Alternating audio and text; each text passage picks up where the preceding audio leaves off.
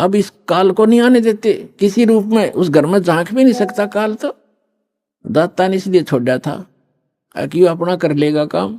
अरे इस बेटी का भी यकीन हो जाएगा, नया जीवन फिर नाश कर देगी, बीच में डोब देगी सारी कहानी ने। तो उसके बाद ऐसा दृढ़ विश्वास हुआ उस लड़की के, और परमात्मा बिना कुछ भी दिखाई नहीं दे। ना वो राजा मना करे फिर, इसका तो जीवन दान मिल गया मेरी रानी का इस संत से। परमात्मा आते जाते रहे घर पे, ज्ञान सुनाते, भोजन करके उसको उद्धार करते, उसका धर्म बनवाते। तो एक दिन रानी ने कहा कि महाराज मेरे पति को भी समझा दो। अच्छा बेटा बुला ले उसको। राजा बुला लिया। परमात्मा लागे समझाने के, भाई परमात्मा की भक्ति करनी चाहिए, और ये राजपाट सदा नहीं रहता, एक दिन मृत्यु भी होएगी, परमात्मा की भक्ति करते रहना। तो राजा क्या कहता है, महाराज जी देखो मैंने तो पार्टी अटेंड करनी पड़ती है, क्यों ना गुटी छुट्टी लानी पड़ती है, और मेरे पास समय नहीं है, लेकिन मैं आपकी चेली न मना नहीं करता, कितना या दान करो और कितना सत्संग करवा लो, मेरे बस की बात नहीं है भक्ति भक्ति करना।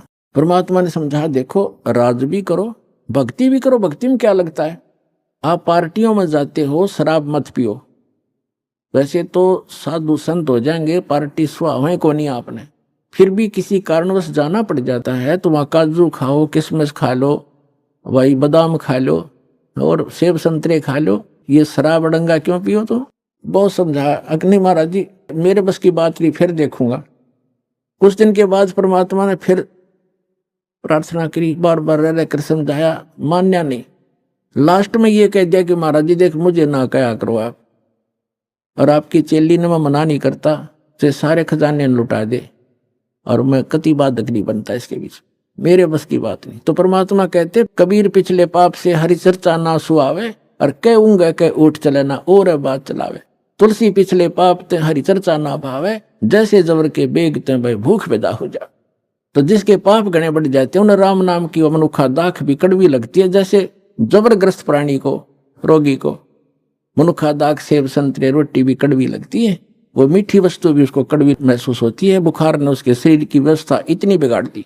इसी प्रकार पाप कर्मों से ग्रस्त प्राणी इस परमात्मा की मनुखा दाख सेब को खा नहीं सकता। उसके लिए तरीका है, जैसे कुनीन होती है मलेरिया का नाश करने के लिए, और कुनीन भी कड़वी, बुखार को सेट करने के लिए जिससे कड़वी वस्तु लगती थी मीठी, उसके लिए कड़वा ही खाना पड़ेगा, न चाहते हुए फांकी मारनी पड़ेगी, और उस कड़वी दवाई खाने से रोग नाश हो जाएगा, फिर वो मीठी लगने लग जाएंगी। इसी प्रकार ये सत साधना भगवान की कथा ना चाहते हुए सुनते रहना चाहिए, फिर वो रोग नाश हो जाएगा। कुछ पाप ऐसे होते हैं जो परमात्मा के सच्ची ज्ञान के सच्चे वचन से, परम संत के वचन से, मुख से बोले हुए वचन से वो शीघ्र नाश हो जाते हैं, और फिर वो भूख जागृत हो जाती है भगवान की कथा की। ऐसे बहुत से व्यक्ति हैं शुरू में वो सुनते भी नहीं थे, आज 500 किलोमीटर से चलकर और 10वें दिन यहाँ आ जाते, अब उनका पाप कर्म का बुखार उतर गया।